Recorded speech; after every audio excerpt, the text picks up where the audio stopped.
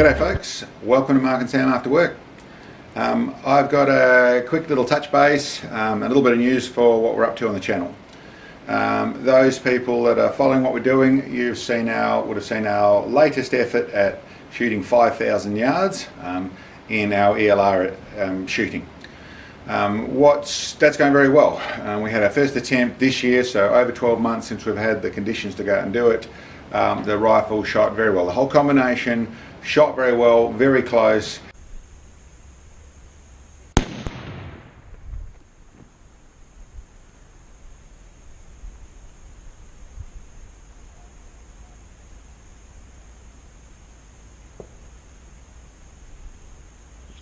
Oh, just over top. 12 o'clock, just over top. Oh man. And to be truthful, it's now down to a little bit of holding the mouth in the right angle, a little bit of luck, a little bit of something other to get down to hitting our 24-inch plate out there. But everything else in the system is working very well. One thing I've mentioned through that process is that what we're using in that combination is a very good scope. It's a scope that NightForce actually gave to us to help us to reward us for showing so many of their scopes in scopes that we've bought on rifles and shooting them. It's something we liked. They wanted to be able to do something, and it's a little bit of advertising for them, I suppose. But really, we also know quite well some of the Australian NightForce team. And I've been through that. For people who don't know, it is an Australian company. The large arm of it is in the USA, but the scopes, the guys, it's all developed over here initially, and they have a large part here, and they did that for us, which was great. It's a nice scope to run in there. It's 7x35. We do use a little bit extra power at that sort of range, so very good. The only drawback it had attached to it was its first focal plane. It's still good, still usable, and a lot of people would use that anyway. For me, I'm a second focal plane guy. I really like the earlier ATACR, the 5x25, in the second focal plane form, and that is a thing that's got a lot of advantages. And to be truthful, most times I only use that sort of power. I mean, 15 power, 20 power maybe, but 15 most of the time. But I'd have to say, in the really long stuff, and in some places where you're trying to get down to very small targets at long range, extra power is a good thing, as long as you've got the glass quality and all the rest of it. So this, the first focal plane, 7x35, which I'm shooting that shot with, did the job really well. The only thing I would find, and I'd be honest about, is that it is first focal plane. When I started to come in at 30 power, although we're able to see our shots because it's got down to such a small group, we're shooting into a 6 foot, 10 foot, 12 foot group down there, so I'm able to see where they hit. I still tend to find myself shooting and then repositioning the reticle so that the dot and that were out of the road, so I could actually see my target in a little corner of the centre of the reticle there. Something I'm dealing with, no real issues, but it's still a thing that's happening there. Just after posting that last video, there's someone actually mentioned, they've got the second focal plane in that scope, which I didn't know about at that moment. I hadn't seen that, yes, it was released for 2019. I think they released the news at the SHOT Show or thereabouts, that in the 2019 range there was going to be a second focal plane scope. Awesome. Thought that was a marvellous thing. In truth, when I'd spoken to the guys about the scope and let them know what I had to say about it, said, listen, awesome scope, really like it. I'd really like it in second focal plane. But they said back, yes, there's lots of people sitting around the NightForce table that are saying the same thing, and it's one of the things that might be coming. So fingers crossed, and sure enough, it was there. I, at that moment, decided, okay, I'll see if I can contact the guy that I needed to talk to see what we could organise. Maybe I could get to have a look at one. Maybe we could do something along those lines. Don't know. It was something I wanted to talk about because it was there and I had suggested it. He was actually off, the guy I was speaking to, he was off doing things. And it took me a couple of days to get through to him. When I did get through to him, he had, well, his comment was, do you have something in the mail from me? And I said, sorry, are we confused? Are we cross wires? Are you talking to the wrong person? But no. And what actually had already happened was that fellow, which is Jamie, thank you Jamie, had sent us a scope. It is the scope we're talking about. Now, for those people wondering, listen, it's not ours. It's something we can play with a little bit. It's not a gift or anything like that. It's something we can have a look at. It is a pre-production which means they're not ready to start selling them yet. They need to get enough stock in before, I presume that I haven't asked the question, but this is pre-production. I think the comment was, this is one of 6 in the world, and this is the one that's in Australia. And I don't know how long it was there. I don't think it was a real long time, but this has been by Australia, NightForce Australia, Jamie in particular, has sent us this scope to use in our efforts this year. So it'll be on the rifle very shortly. I thought I'd do a video and a little bit of a view, a little bit of a sneak peek of the scope before I actually bolted it on there.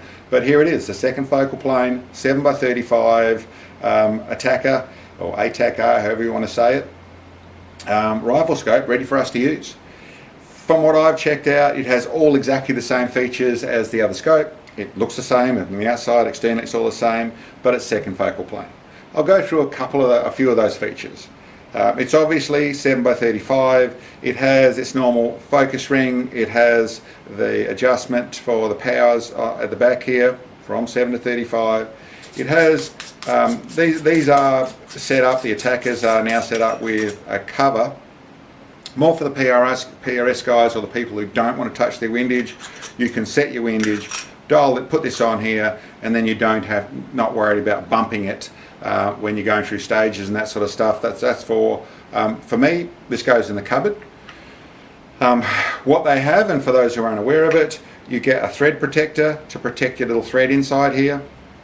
You might have noticed in the last video when I was playing with something on the side here, I had put that thread protector on and not looked at it again, and I realised through one shot there was something loose, and it had just wriggled its way off. I hadn't done it up tight, I hadn't put any Loctite or anything on there. I just lightly threaded that on there a year and a half ago, and I noticed that it had come off. So that's what I was actually doing. I was screwing that back on. Nipping it up probably means it'll never move again, but not something that's an issue by any means, but that was that. The other thing you'll find that the windage on these, I haven't tried to move it yet, the windage here is locked, it stops at half a turn.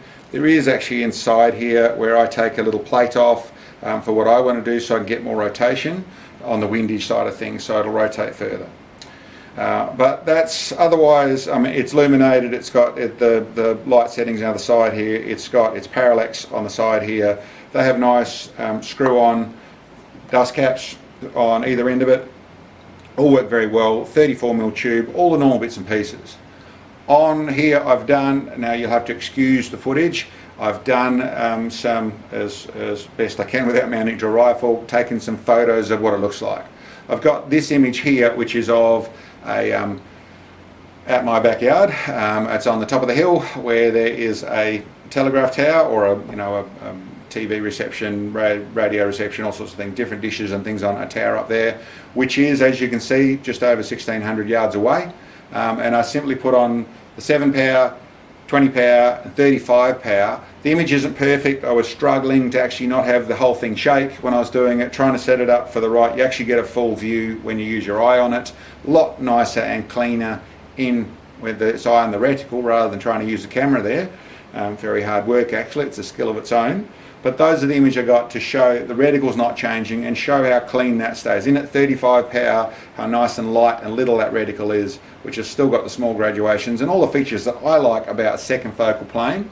And obviously there's features that's missing by the graduations don't stay true to MOA anymore, but the fact that they are small and out of my face, but still precise and easy to use is why I like it. So that's those images, really happy with it, really good. There's one other thing I'd like to go through before I leave you with that, and that is one of the things that I noticed, and it was a little bit of a discrepancy which I understood earlier on, but I didn't explain it and I haven't heard it explained properly. And that is this scope, the 7x35, both in this scope and in the first focal plane, are advertised with 100 minutes of elevation, 100 minutes of internal adjustment for the elevation.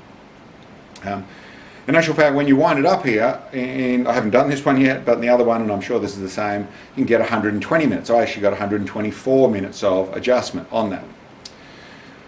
What's going on? Why is there 120 minutes in adjustment and they advertise 100 minutes? Well, the simple reason of what is going on there is that with the extra power and the way they set up the erector tube or the bits and pieces inside this scope to make it all work, to get your power and get your adjustment and get everything, is what happens is that when you go over 100 minutes of elevation, you can start to limit your windage.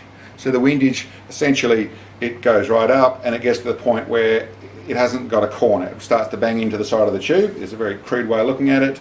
But then your windage starts to get, or the windage starts to lean on the elevation, and you start to lose the trueness of your adjustments. So staying in 100 MOA means that everything's true, and that's why they deliberately advertise it as 100 minutes of elevation, because in that bracket everything stays perfect, everything works like it should do.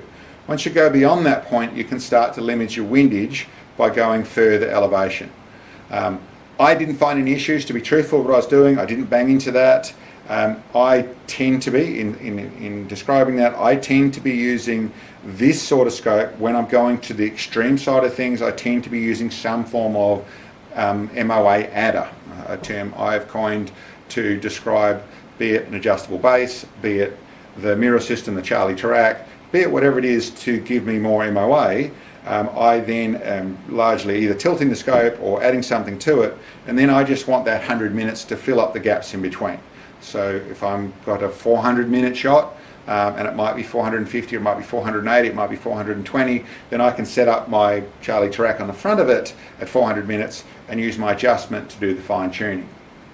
Vice versa, I'm back down at the 220-minute shot. I can then set up my system at 150, or I can set it up at 200, and I've got a reasonable amount of variance to do inside there. So in that form, the 100 minutes works really well. The 120 minutes, if you're actually using just the scope bolted down there and you're trying to get every bit out of it, yes, I found you could get the 120 minutes, but you are going to come down to where you're only using 5, 10 or 15 minutes of elevate. And I don't know what the windage is, so don't quote me on those numbers, but you're going to limit the amount of total windage you can run. What I tend to run in my very long shots, I'm very regularly running 30 and 35 minutes of wind, but I'm equally, even though it's a 450-minute shot, I actually have it set up to where I'm only using probably 60 or 70 minutes of internal elevation, and then I'm able to run my 30 minutes plus of windage to deal with my 5K shot. So anyway, I hope that wasn't too confusing for everyone. Thank you very much for NightForce for letting us have a play with this. Thank you very much, Jamie, for doing this. Awesome. He's very much on the same page. Part of the reason that I really like dealing with the company is that they very much on the same page, very supportive and awesome. So thank you very much. Awesome. Second focal plane, 7x35. Definitely this weekend it's going to be strapped on top. As for those people waiting for me to do that shot, finish that shot, it is condition based now. Midsummer, it's the hardest sort of time to do this sort of thing in some fashions. We need the dry dirt, but we don't need what we've got at the moment, 25k an hour winds, and it's that strange time of year where it's cloudy, the wind settles down. When it's not cloudy, especially in the afternoons where I want to shoot, the wind picks up. It'll come good, we'll get a spot to be able to get back out there, but I'm not going to try and do it in 15 to 25 mile an hour winds. Well, once it goes over 20 miles an hour wind, then I just, apart from the erraticness side of things, I just don't have enough hold to be able to deal with. I can't put in 50 or 60 minutes of windage adjustment. It starts to get too hard to do the shot. And when we're at the level where we are just missing by inches, we need a little bit of consistency in the weather to pull it off. Anyway, guys, thanks for checking in on us again, and we'll catch you next time.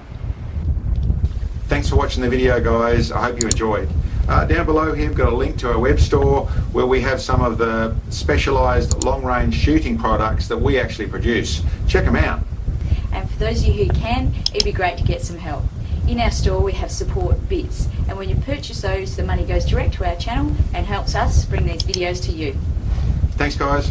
See you next time.